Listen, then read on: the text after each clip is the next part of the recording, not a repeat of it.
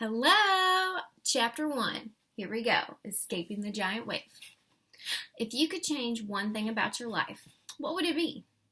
No one in my 6th grade class answered our teacher. I could think of a lot of things about my life that I'd like to change, but I wasn't going to say them out loud. Not even on the last day of school. Think about it. What do you wish was different? Mrs. Hoke asked. Well, I wish I was 6 feet tall, my friend Gary said. Everyone, including Mrs. Hope, laughed. Then she said, I want you to each to write down 4 goals for your summer. They must be goals that you can work to achieve, not something over which you have no control, such as getting taller. You don't have to turn your lists in. They're to help you improve yourselves. I think Miss Hope's goal was to keep the class out of mischief without having a bunch of papers to correct. I wrote my name, Kyle Davidson, at the top of a sheet of notebook paper and started my list. Number 1, raise my batting average over .250. Number 2, learn to pop a wheelie on my scooter. Number 3, get mom and dad to increase my allowance. Think before you write, Mrs. Hoke said. Good goals have a long-term effect. A goal accomplished makes your life better. I put one elbow on my desk, rested my chin on my palm, and read my list. Yes, my life would definitely be better if my batting average went up, if I could pop a wheelie, and if I had more money. I was confident that I could achieve numbers 1 and 2. All I needed was practice. Number 3 would be more of a challenge. I planned to mention frequently to my parents how much spending money my friends have. I would remind them that I feed Alexander the Greatest, our cat, and clean his litter box every night. I also carry out the garbage and make popcorn for the whole family when we run a movie. I figured if I kept talking about how helpful I was, I'd wear mom and dad down, and they would agree to give me more allowance. As I stared at my list, a hand shoved my elbow off my desk. My head jerked forward. Oof! I said as I dropped my pencil. Behind me, I heard Darrin Hazelton snicker. I didn't need to turn around in order to know who yanked my elbow. I sighed, retrieved my pencil, and finished my list. Number 4, make Darrin Hazelton leave me alone. As soon as I wrote it, I put my hand over that line just in case Darrin peeked at my paper. Darrin is the meanest kid in the Edison school. He's probably the meanest kid in the world. I bet Darrin was born mean. He probably bit the other babies and kicked the nurses before his parents took him home from the hospital. I met Darrin when I was 5, on my first day of kindergarten. He came up behind me and bonked me on the head with a box of crayons. I didn't want to be labeled as either a crybaby or a tattletale on my first day of school, so I walked away from Darrin without saying or doing anything, and I didn't tell the teacher on him. Big mistake. From then on, Darrin sneaked up on me once every day. He punched me, poked me with a pencil, tripped me, and shoved me. He'd never hurt me enough that I had to go to the school nurse. He was too devious for that. His punches stung, but he didn't bruise me. His pokes left an indentation, but they never broke the skin. By the time I got to 1st grade, being bullied by Darrin had become a regular part of my day. It still is. I never punched him back because Darrin always outweighed me by plenty. Now that we're both finishing 6th grade, he stands 5'7" and is built like a brick wall, while I'm barely 5 feet tall and as skinny as a ruler. Size was only part of the reason I ignored Darrin all those years. I dislike confrontation of any kind, and I avoid physical contact most of all. I don't even like to watch boxing or wrestling on TV. Fighting just isn't my way of handling a problem, and for the most part, that's a good thing. When I'm dealing with reasonable people, I can settle any differences with discussion and compromise. Darrin Hazelton is not a reasonable person. Darrin Hazelton is a big, mean, strong troublemaker. I'm not the only one Darrin hassles. He picks on the younger kids, and I've seen him start fights with older boys in the 7th and 8th grades. Some kids fight back, and others complain to the teachers. Darrin probably holds the school record for getting sent to the principal's office the most times, but that hasn't slowed him down one bit.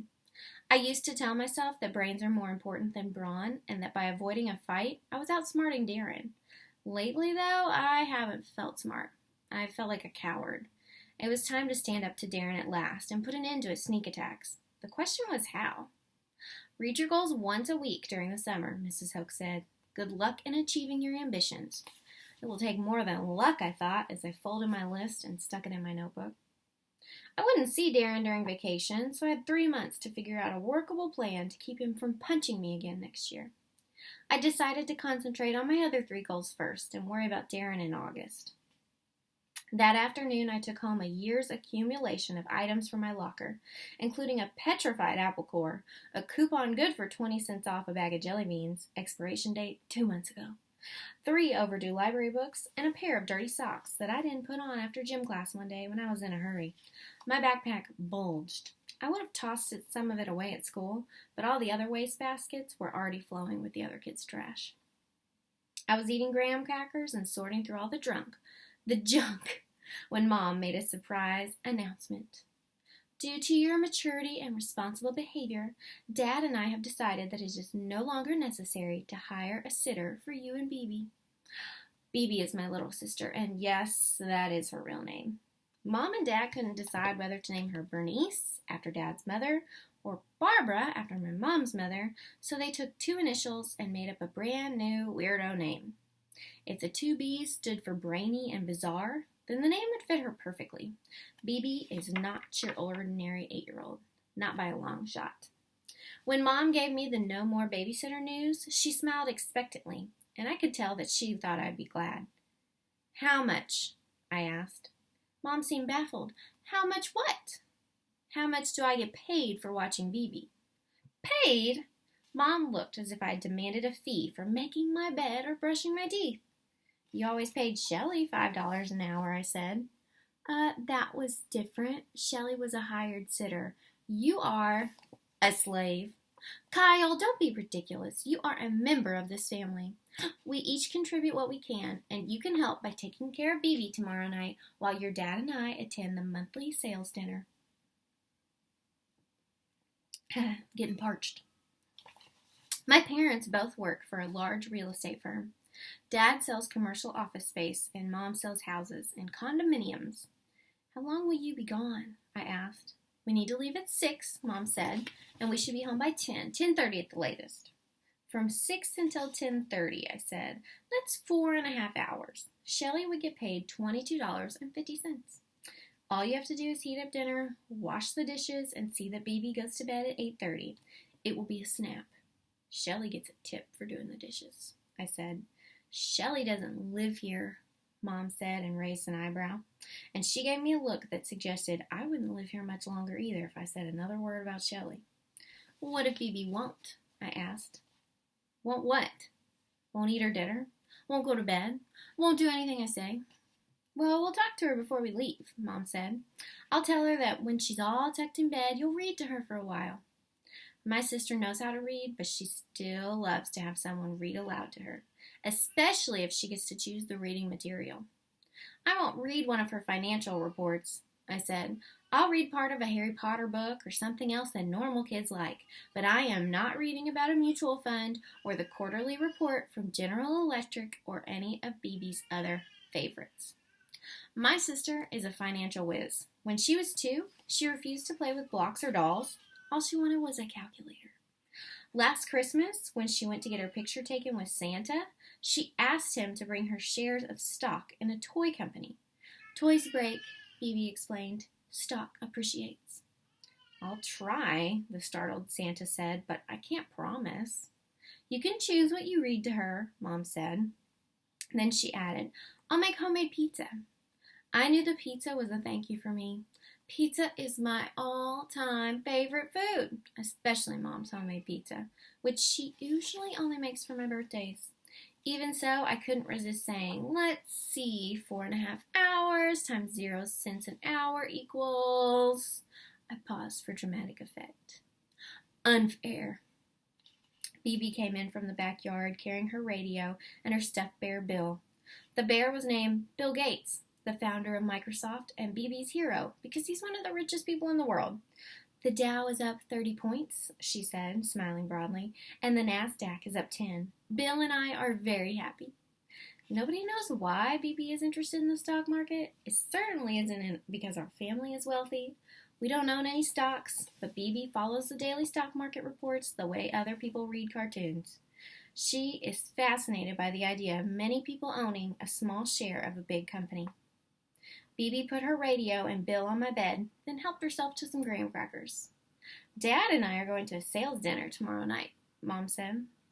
Who's babysitting? Bibi asked. Kyle. Bibi choked and made a face as if the crackers were moldy. No way, she sputtered. Kyle isn't old enough. Kyle is 13, Mom said. That's how old Shelley was when she began babysitting. How much? Bibi asked. Mom gave her a suspicious look. How much what? How much do I get paid for letting Kyle be my sitter? The sitter gets paid, I said, not the sittee. Nobody is being paid, Mom said. Unfair, said Bibi.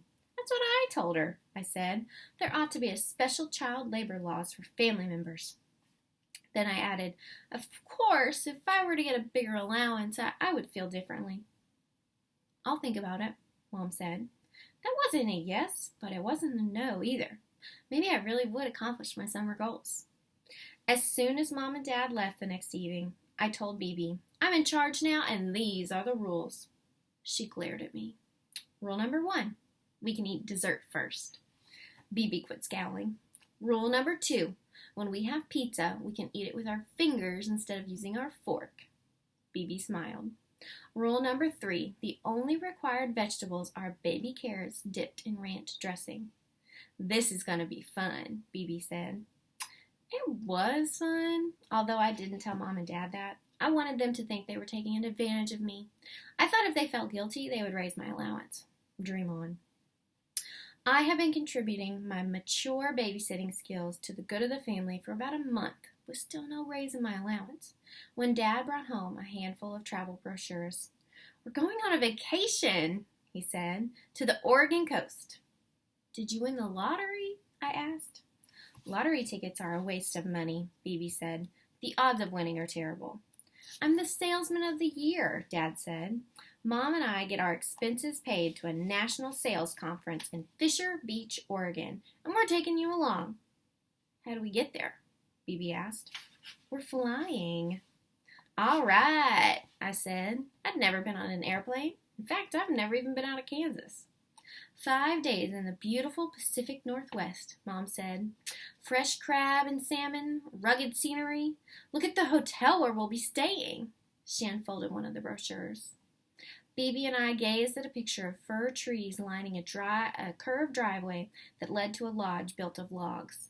Each room overlooked the Pacific Ocean and had its stone fireplace. Baskets of pine cones and red apples adorned the bedside tables. Another picture, labeled Nature Trail, showed a path curving uphill through native plants toward a forest of tall trees. Bibi squinted at the fine print. Yikes, she said. Rooms start at $375 a night. The room is paid for as part of my prize, Dad said. That's what's so exciting, Mom said. We would never stay in a place like this if we had to pay for it ourselves. Is there a Motel 6 in Fisher Beach? Bibi asked. The only time our family ever stays in a motel is when we go to visit Mom's parents. They live in a one-bedroom apartment, so we always sleep at the nearby Motel 6. Frontier Lodge will be far more elegant than Motel 6, Dad said. This is a first-class hotel, Mom added. It's brand new and has 2 swimming pools, one indoor and one outdoor. If there's a Motel 6 in town, Bibi said, you could take the $375 per that night at the fancy lodge, and instead of staying there, we'd stay at the Motel 6, and then with that money, we could buy tax-free municipal bonds. The rest of us stared at Bibi. We could probably save $300 per night times 5 nights. Bibi paused while she did the math in her head. That's $1,500. I appreciate your frugality, Mom said, but this is supposed to be a vacation where we feel pampered and special. We are going to enjoy the atmosphere of a deluxe hotel. Not that there's anything wrong with Motel 6, Dad said. It's fine for when we visit Grandma and Grandpa. It's great when we're paying the bill, Mom said. Suit yourself, Bibi said. If it were my choice, I'd take the money and buy bonds. If it were your choice, I said, we'd probably ask for cash and skip the trip altogether. No, Phoebe said. I want to go to Oregon and see the ocean and hunt for shells, but the beach will be the same no matter where we sleep. As it turned out, we should have taken Beebe's suggestion. Of course, it's always easy to know the right choice after it's too late to go back and change your mind. Figuring out the right choice ahead of time is the hard part. And that was the end of chapter 1. Now you should make sure that you complete your Google form where it's the chapter 1 questions, and then you'll want to stop, watch the chapter 2 video before you go on, because chapter 1 and 2 are combined in the same Google form.